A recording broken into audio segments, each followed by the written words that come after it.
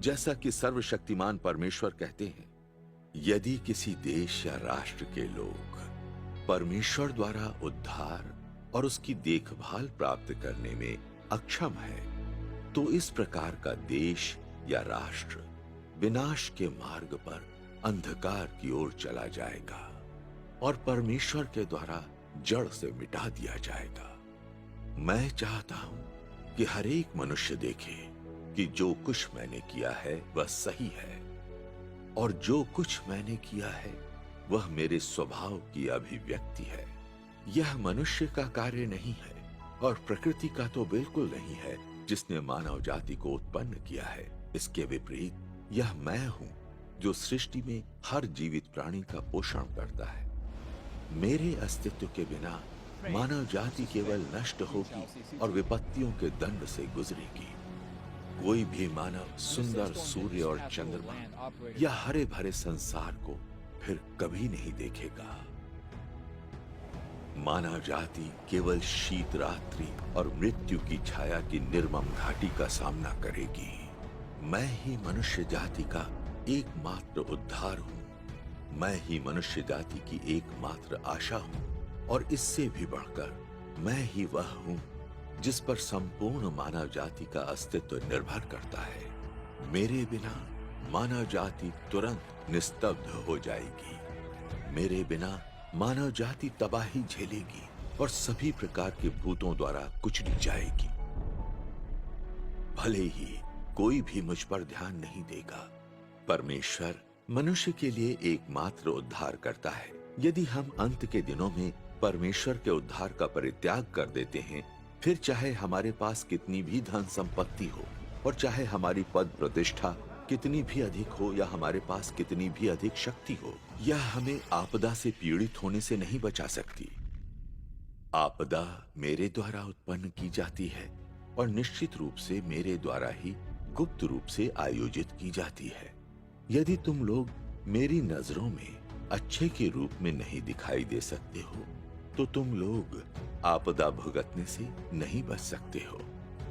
मेरी दया उन पर व्यक्त होती है जो मुझसे प्रेम करते हैं और अपने आप को नकारते हैं, और दुष्टों को मिला दंड निश्चित रूप से मेरे धार्मिक स्वभाव का प्रमाण है और उससे भी बढ़कर मेरे क्रोध का साक्षी है।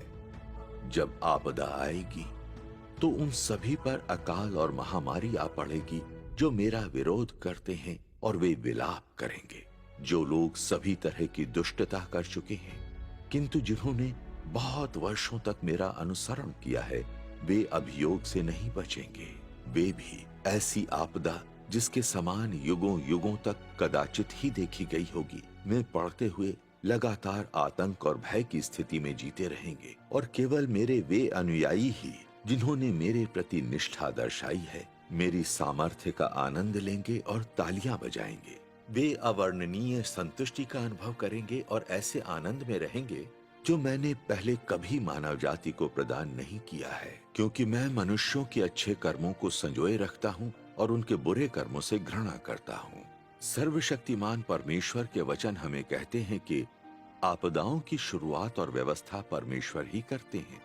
परमेश्वर अपना विरोध और बुरे कर्म करने वालों का नाश करने के लिए आपदा का इस्तेमाल करते हैं, और इसका उपयोग वे हृदय और भावनाओं वाले लोगों के समूह को जगाने और चेतावनी देने के लिए भी करते हैं, ताकि ये लोग अंत के दिनों में उनके उद्धार को स्वीकार कर लें। परमेश्वर अंत के दिनों में यही कार्य करते हैं। जो लोग परमेश्वर में विश्वास नहीं करते हैं, वे सोचते हैं कि आपदाएं केवल प्राकृतिक आपदाएं हैं जो भेदभाव नहीं करती हैं। वास्तव में प्रत्येक आपदा एक ध्येय के साथ आती है। एक भूकंप या प्लेग में कितने लोग मरते हैं? एक बाढ़ और युद्ध में कितने लोग मरते हैं? कौन सी आपदा किन लोगों का विनाश करेगी, इसका निर्धारण परमेश्वर पहले ही कर देते हैं। जिनको बर्बाद होना है वे बिल्कुल भी नहीं बच सकते हैं। परमेश्वर का स्वभाव पवित्र और धर्मी है जो अपमानहीन है।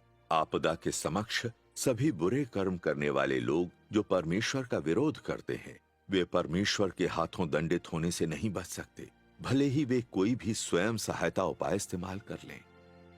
जबकि जो लोग वास्तव में उनमें विश्वास करते हैं और सर्वशक्तिमान परमेश्वर पर भरोसा करते हैं, वे भूकंप के केंद्र में होने पर भी मृत्यु से बच जाएंगे। परमेश्वर विलक्षण तरीके से आपदा से उनकी सुरक्षा करेंगे और उन्हें बचाएंगे।